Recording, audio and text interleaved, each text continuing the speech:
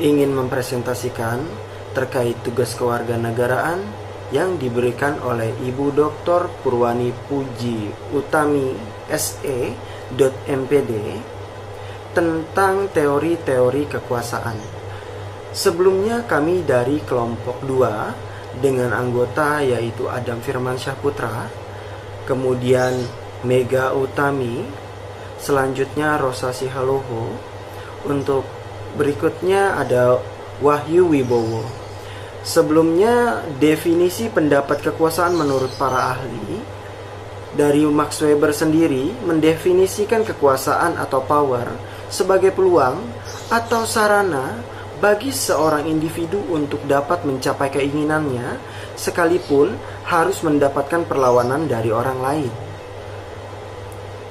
Dalam hubungan sosialnya, menurutnya definisi kekuasaan masih terlalu luas. Sementara menurut William Budiarjo, mendefinisikan kekuasaan merupakan kemampuan individu atau sekelompok orang untuk mempengaruhi perilaku suatu kelompok sesuai dengan keinginannya. Menurut teori dari Montesquieu, mendefinisikan kekuasaan dengan membagi kekuasaan tersebut ke dalam 3 bagian, di mana dikenal dengan istilah trias politika. Bagian tersebut yaitu kekuasaan legislatif, kekuasaan eksekutif, dan kekuasaan yudikatif. Untuk kekuasaan legislatif bertugas untuk membuat perundang-undangan, sementara kekuasaan eksekutif bertugas untuk menyelenggarakan perundang-undangan, dan kekuasaan yudikatif bertugas mengadili jika ada pelanggaran atas undang-undang.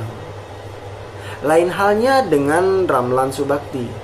Beliau mendefinisikan suatu kekuasaan sebagai suatu kemampuan individu atau kelompok yang mempengaruhi cara berpikir dan berperilaku sesuai dengan yang dikehendakinya. Dari Harold D. Laswell dan Abraham Kaplan mendefinisikan kekuasaan merupakan hubungan yang terjalin antara individu dan sekelompok lainnya untuk menentukan suatu tindakan agar terarah sesuai dengan yang diinginkan oleh pihak tersebut. Pengertian teori kekuasaan. Kekuasaan dapat diartikan sebagai suatu kemampuan yang dimiliki oleh individu atau kelompok untuk mempengaruhi orang lain. Kekuasaan bukan hanya memberikan pengaruh terhadap seseorang, tetapi juga bisa memberikan pengaruh terhadap lingkungan. Kekuasaan berasal dari jabatan pribadi atau dari garis keturunan. Jadi, jabatan bisa didapatkan ketika menjabat suatu organisasi, lembaga, yang dimana seseorang itu menjabat sebagai ketua. Ketika sudah menjadi ketua, sudah seharusnya untuk memikirkan bagaimana caranya untuk memajukan suatu organisasi atau lembaga tersebut. Sumber-sumber kekuasaan. Sumber-sumber kekuasaan berdasarkan pengetahuan. Pengetahuan dan kekuasaan saling terkait satu sama lain. Pengetahuan sebagai sumber kekuasaan dibangun dalam rangka pemahaman bahwa sebagai kekuasaan menghasilkan ilmu pengetahuan. Begitupun sebaliknya, pengetahuan membentuk hubungan kekuasaan. Kemudian sumber kekuasaan berdasarkan hukum. Hukum menjadi sumber kekuasaan, maka akan mewujudkan moralitas terpuji baik bagi penguasa maupun yang dikuasai. Mencegah pemerintahan yang sewenang-wenang, penguasa akan memerintah untuk kepentingan kesejahteraan umum. Sumber kekuasaan berdasarkan ekonomi. Semakin banyak kekuasaan politik seseorang, semakin banyak bagian besar seseorang dalam kekayaan ekonomi.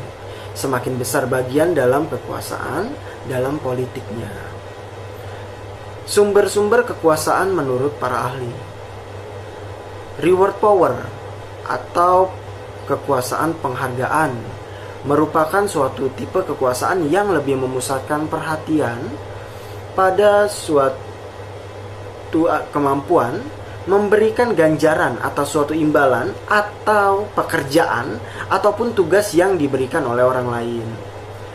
Queer Five Power atau kekuasaan paksaan merupakan suatu tipe kekuasaan yang lebih memaksa serta lebih memusatkan pandangan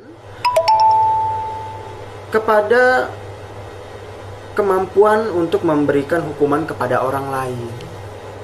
Sementara referent power atau kekuasaan panutan merupakan suatu tipe kekuasaan berdasarkan satu kesukaan atau liking, dengan artian ketika seseorang mengidentifikasi orang lain yang memiliki kualitas ataupun persyaratan seperti yang diinginkan. Expert power atau kekuasaan keahlian. Tipikal kekuasaan tersebut lebih memfokuskan pada suatu keyakinan bahwa seseorang yang memiliki kekuasaan pasti saja ia memiliki pengetahuan, keahlian, serta informasi yang lebih banyak dalam suatu persoalan. Yang terakhir adalah legitimative power atau kekuasaan legitimasi, di mana seseorang melalui suatu persetujuan dan kesepakatan memberikan hak untuk mengatur serta menentukan perilaku orang lain dalam organisasi. Sekian penjelasan dari saya, selanjutnya akan diteruskan oleh rekan saya. Sudut pandang dalam kekuasaan terbagi menjadi dua, yaitu sudut pandang bersifat positif, yaitu kemampuan yang dianugerahkan oleh Tuhan kepada manusia sebagai pemegang kekuasaan tertinggi, di mana pemegang kekuasaan tersebut dapat mempengaruhi seseorang ataupun kelompok untuk melakukan tindakan yang diinginkan oleh pemegang kekuasaan dengan sungguh-sungguh dan bukan secara paksaan, baik secara fisik maupun mental. Kekuasaan yang bersifat negatif merupakan suatu sifat atau watak dari seseorang yang arogan, egois, serta apatis dalam mempengaruhi orang lain atau kelompok untuk dapat melakukan tindakan yang diinginkan oleh pemegang kekuasaan dengan suatu cara paksaan dan tekanan, baik secara fisik ataupun secara mental. Jenis-jenis kekuasaan menurut para ahli.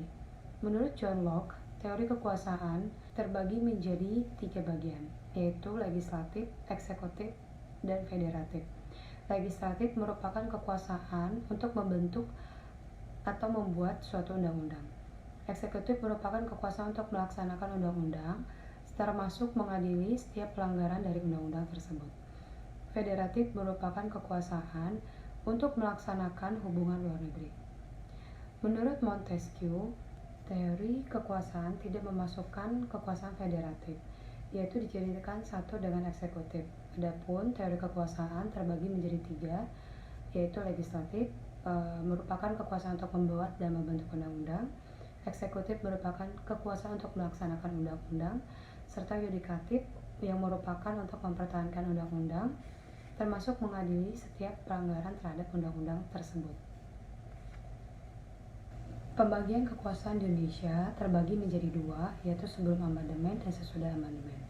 Pembagian kekuasaan sebelum amandemen, di mana legislatif oleh MPR dan DPR yang memiliki kekuasaan dalam membuat undang-undang, eksekutif oleh Presiden, yudikatif oleh Mahkamah Agung yang bertugas dalam mempertahankan undang-undang serta mengadili apabila terjadi pelanggaran terhadap undang-undang tersebut.